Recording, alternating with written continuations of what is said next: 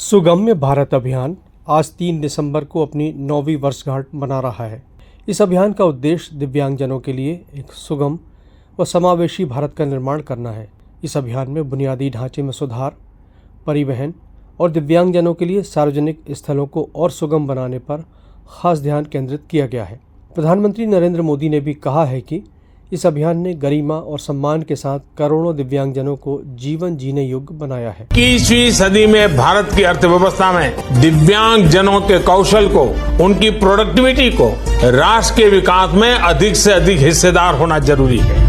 सुगम्य भारत अभियान में सभी सार्वजनिक स्थल, दफ्तर, विद्यालय, अस्पताल, बस स्टेशन, रेलवे स्टेशन और अन्य सार्वजनिक स्थान दिव्यांगजनों के लिए सुलभ बनाए जा रहे हैं।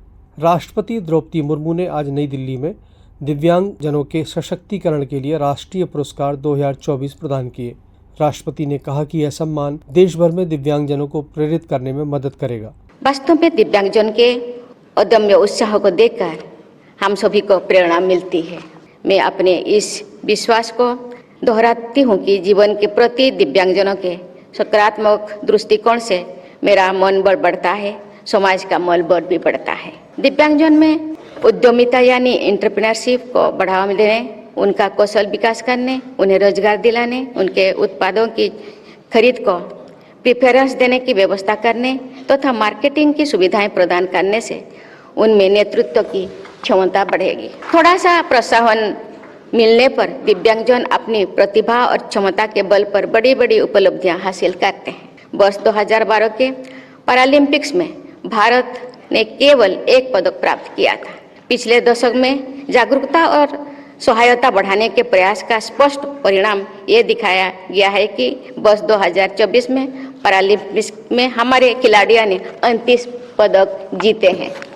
मध्य प्रदेश दिव्यांगजन सशक्तिकरण के क्षेत्र में कार्य करने वाला अग्रणी राज्य है। वर्ष 2011 की जनगणना में प्रदेश में 15,51,000 से अधिक दिव्यांगजन थे। प्रदेश में इस वर्ग के लोगों को यूनिक आईडी कार्ड बनाने का कार्य भी संवेदनशीलता के साथ किया जा रहा है। प्रदेश में अब तक 8,85,000 कार्ड तैयार किए गए हैं और यह उपलब्धि हासिल कर मध्य प्रदेश देश में दूसरे स्थान पर है। सुगम्य भारत अभियान के अंतर्गत कई महत्वपूर्ण कदम भी उठाए गए हैं। इनसे दिव्यांगजन काफी खुश हैं।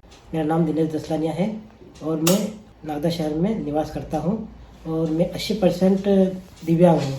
हमारा पूरा जीवन ही चेंज हो गया। मैं घर से बाहर भी नहीं निकल पाता था और आज मैं अपने पूरे परिवार को सुचारू रूप से संचालित कर पा रहा हूँ। मैं एडीबी योजना के अंतर्गत जो भी उपकरण दिए जाते हैं, इनकी वजह से हम बिल्कुल ही अपने आप को स्वतंत्र समझते हैं और एक नॉर्मल व्यक्ति की तरह ही समझते हैं और हम उनके बराबर रहकर ही काम कर पाते हैं। सरकार द्वारा जो दिव्यांग शब्द दिया गया, इससे एक गर्व की बात होती है और एक अच्छा लगता है कि हम भी कुछ हैं और हमारे में कोई कमी नहीं है।